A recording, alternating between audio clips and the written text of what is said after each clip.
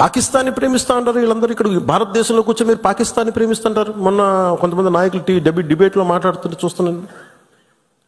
మీరు పాకిస్తాన్ అంత ప్రేమిస్తే దయచేసి పాకిస్తాన్కి వెళ్ళిపోండి. ఇక్కడ ఎందుకు ఇది మాట్లాడుతున్న పోనీ ఏదైనా వీళ్ళందరూ కూర్చొని కాంగ్రెస్ నాయకులు వీళ్ళందరూ, కొంతమంది ఎమ్మెల్సీలు కూడా ఉన్నట్టుగా అనిపించింది నాకు చూస్తుంటే.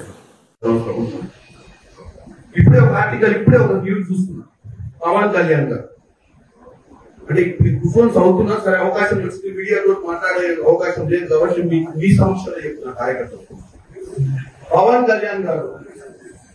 కళ్యాణ్ గారు కాంగ్రెస్ పార్టీ పాకిస్తాన్ సపోర్ట్ చేస్తే పాకిస్తాన్ పోమని చెప్పేటువంటి డైలాగ్ ఉంటుంది.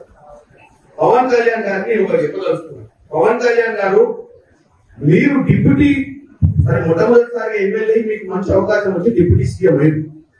ఇది సినిమా కాదు, స్క్రిప్ట్ రాసిస్తే చదువుకోని. నువ్వు ఒక ఉప ముఖ్యమంత్రి అంటే ఒక స్థాయి ఇచ్చింది, స్థాయికి తగ్గట్టు మాట్లాడాలి. ఎవడో స్క్రిప్ట్ రాసిస్తే చదువు, లేకపోతే ప్రధానమంత్రి నువ్వు కృషి చేయాలనుకుంటే ఇంకేదైనా ప్లాట్ఫామ్ మీద పోయి రాజకీయాలు బంద్ చేసి సినిమా తీసి నంగనారావు తీసినట్టే రెండు సినిమాలు తీసి ఆయన ప్రసన్నం చేస్తాడు. అంతే తప్ప నీకు ఒక అధికారమైన బాధ్యతలు ఇచ్చి ప్రజా సమస్యల మీద పోరాటం చేయాల్సినవి బాధ్యత లేకుండా కాంగ్రెస్ పార్టీ పాకిస్తాన్ లో సపోర్ట్ చేసుకుని ఒక ప్రచారం చేయ ప్రయత్నం చేస్తున్నాం. కాంగ్రెస్ పార్టీ సెక్యులర్ గా ఈ దేశాన్ని కాపాడాలనుకుంటుంది.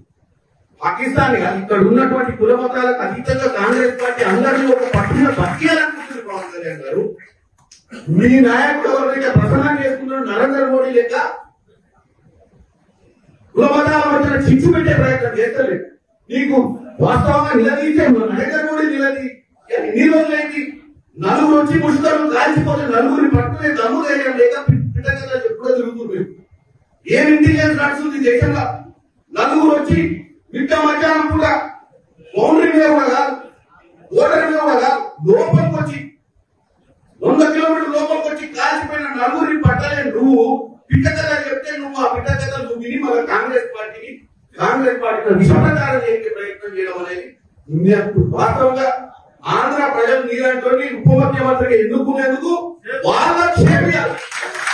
ఎందుకంటే ప్రజా సమస్యల మీద మాట్లాడాలి, పొలిటికల్ పార్టీని అటాక్ చేసి బేస్లెస్ గా మాట్లాడటం, ఎవరినో కృషి చేయడానికి ఈ దరిద్ర మాటలు మాట్లాడతారు. పవన్ కళ్యాణ్ గారికి చెప్తున్నా,